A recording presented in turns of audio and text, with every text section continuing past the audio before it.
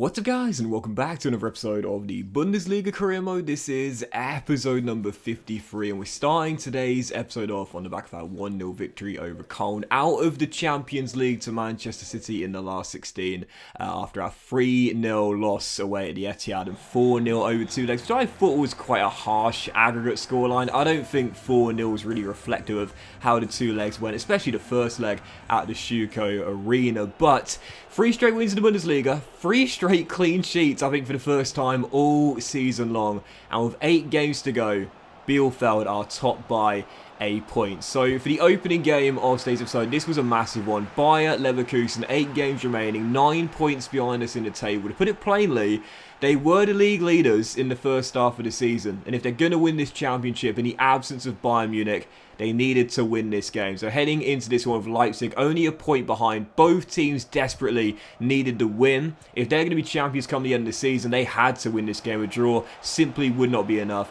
And they started off by getting the opening goal as well. I often talk about how sometimes in FIFA, the toughest games are the ones you expect to be the easiest. But when there's pressure like in these games here, mentally and psychologically more than anything, oftentimes I'll buckle under it, especially against a big team. And especially at home as well. I feel more confident, strangely enough, playing away from home against a big team in late season situations. We would find our leveler though, Florian Neuhaus with the finish. That's only his second goal of the season, his second goal in recent weeks, firing in our leveler to make it 1-1. Luka Jovic fired wide 31 minutes in, and I knew for sure this game was not going to finish as a score draw at 1-1. We hit the post right before the break. Dardai's header expertly tipped onto the woodwork as it was still 1-1 heading to the break, but I knew for sure there were more goals in this one. And in the second half, which was nowhere near as lively as the first half, we had a golden chance to get in front for the first time in the game. And I absolutely fluffed it. Josip Brekalo getting a little bit lucky, winning the ball back inside the penalty area. Somehow, I missed the target on the 1-on-1. The goal that potentially could have won us the game. And well, it's just one of those moments where you miss a chance like that later on and you think, if I lose this game, I am not going to forgive myself. A minute of normal time to go. You know those late goals are so common. Brought out Zach Steffen to close down Diaby. With the composure, rolls it across. Neandez fires it into the open goal, and wouldn't you just know it? Yep, Leverkusen win it with virtually the final attack of the game. And it was just such a tense game, this one, you know, like neither team deserved to lose the game. I thought it was a very even game, really. Both teams played really well. A draw would have been the right result, I feel, but both teams could have nicked it at the end. First me through Brekalo, and then Leverkusen getting it with a cutback in the final stages. Either team could have won that right at the end. It came down to who was more composed. In the end, that was Leverkusen, and that's one of those games where I only have myself to blame, man. Psychologically, mentally, I choked. Simple as that. So 7 games to go. Leverkusen and Dortmund back in the title race. They're both 8 points behind Leipzig now, and we're 2 points behind Leipzig. Bayern Munich are in 11th. I mean, I know it's been the story of the season how they still haven't been anywhere close to the European stages, but I talked about in the first half of the season, I thought they were going to have a run in the second half and they were going to get back in the top 4 and potentially be a dark horse and an outside shot of winning the title. Imagine saying that Bayern are a dark horse to win the title, but even so, it's crazy to think all season long they've been poor. And it is crazy now that the title race is back to a 4-horse race. Again, Leverkusen and Dortmund are still 8 points behind RB Leipzig, who are now the league leaders, so they're still the outsiders. But it's so strange how, like, you know, the season has constantly been like a 2-horse race, then a 3-horse race, then a 2-horse race, then a 4-horse race, then a 2-horse race, and a 3-horse race. It always seems as though, like, once you think that us and Leipzig are going to pull away, because we're always the top 2 horses in this race, Leverkusen and Dortmund just out of nowhere get back into it. They've done it once again. 8 points is still a big gap to make up with 7 games to go, but it is still definitely doable. Second game of today's episode. First big defeat there in a few games against Bayer Leverkusen. Needed to respond. Following game, Hoffenheim at home, facing relegation, and I was thinking, surely this is the game we get back to winning ways. And early on into the game, we had our opener, Josip Brekalo, firing us in front. And I wanted a 2-goal cushion in the first half in this game to give me some breathing room and ensure that the weaker side would have no chance of getting back and would find it with 9 minutes to go in the first half. Jamie Llewellyn still chasing that golden boot. It's surely going to be his this season. After the past 2 years, he's been so unlucky not to claim it. Surely this is the year he'll get it. But the question is, will his goals be enough for us to win the title? Well, it seemed as though this goal would surely be enough for us to win this game. In the first half, we'd been in control, really leading by 2, weren't really threatened whatsoever. And 5 minutes after the restart, Theo goes on the run down the right-hand side, plays a 1-2 with Jamie Llewellyn. Across goes Hubner, cutting in from the right-hand side and bending it in with the left. You know, this season I've staggered his game time alongside Marco Ludwig's. If I'm being honest, despite Hubner being the better player, I feel Ludwig's been better in terms of form and goal-to-game ratio this season. But I really want this guy to work out, man. You know, early 20s up to 85 overall. There's no limit to this guy's potential.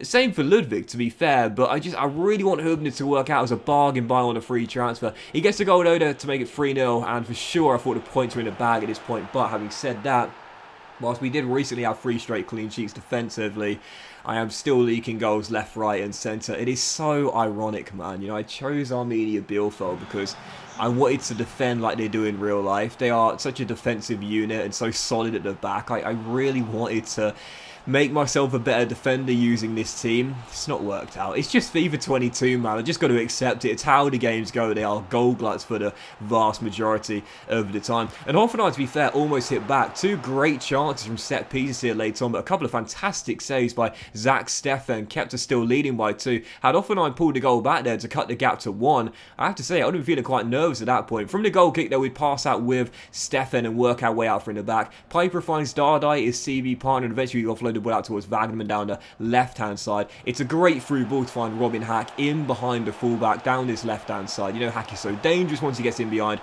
rolls it across, and there is Julian Draxler off the bench for goal number 3 in the Bundesliga this season, and the dagger and the clincher. And to be fair, necessary as well, because to be fair to Hoffenheim, like the first hour they did absolutely nothing whatsoever, but when they got that goal back to make it 3-1, suddenly, I've got to be honest here, they turned into one of the stronger teams I've faced all season long. I was really struggling to contain them, and they got a goal late on as well to make it 4-2 with 2 minutes to go there.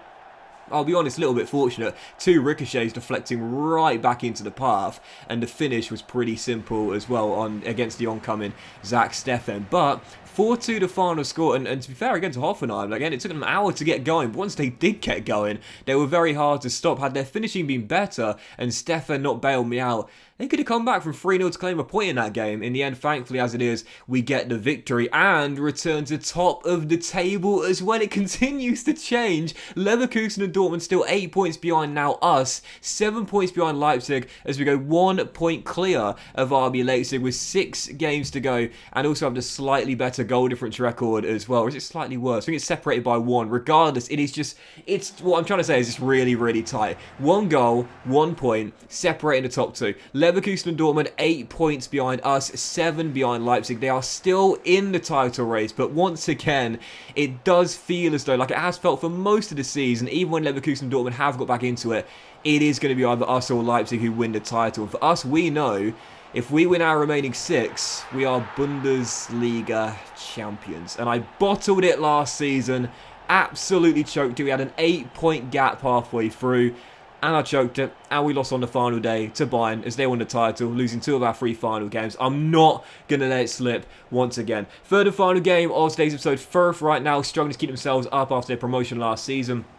Early into the game, Josip Brekalo gets another to make it 1-0. He has filled in for Okugawa so well in the absence of our Japanese playmaker both last season and this season as well. We had the early advantage and could have gone 2-0 up soon after as well. Hubner denied the near post. It was all one-way traffic in the first 25 minutes. All Arminia Bielefeld as we looked for that second goal, and we had a great chance to get it as well. 90 minutes in a really clumsy challenge from Jetro Willems, once on loan at the Magpies, Newcastle United. Now, of course, after his contract expired with Frankfurt, He signed for Fürth on a free transfer. He's still there in the game, conceded a penalty and a chance for us to go 2-0 up, which we would do. Hubner was standing up to take it, but I was like, nah, it's Jamie Llewellyn's, of course, going for that golden boot, top scorer in the league. Of course, I'd trust my guy to get the goal, and he did as well. Should have shown respect with the celebration after we signed him from this side back in Season 2. Totally forgot about it, if I'm being honest, but we were 2-0 up at this point, and a few minutes later, a chance to make it 3. Felix Agu rounds Carl Darlow and puts it into the side netting. Awful from myself there. Terrible composure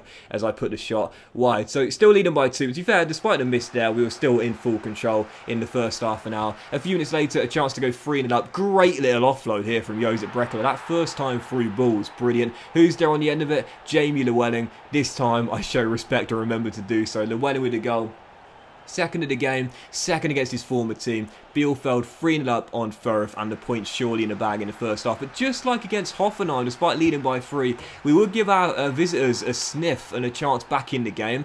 Once again, a ricochet which fell right back to Fürth. I've got to be honest, this season, this year's FIFA, I noticed that ricochets tend to favour the AI more. I don't know if it's just me, and I always say luck will balance itself out, and it does, but oftentimes ricochets go straight back to your opponents. But Fürth did get a goal back late on in the first half, and I'm being totally honest here, unlike against Hoffenheim, where they were buoyed by getting that first goal back in the game, Fürth could not put up the same sort of fight and didn't have the same sort of resilience. 10 minutes to go in the second half. After a really quiet second half, to be fair, Theo bags his second goal into our 4th of the game, and that was how it would finish. Hoffenheim had a late fight against us. Fürth did not. We hold on for the 4-1 victory, extend our goal difference once again, which, as we know, could be crucial because of how tight it is at the top of the table right now. And with 5 games to go now, well, we needed to win 6, 1 down, 5 to go. We take a look at the Bundesliga table to end today's episode off. 5 games remaining. We know if we win them all, we'll be champions, but that is easier said than done. We've got the pressure of RB Leipzig right behind us, 3 points behind now,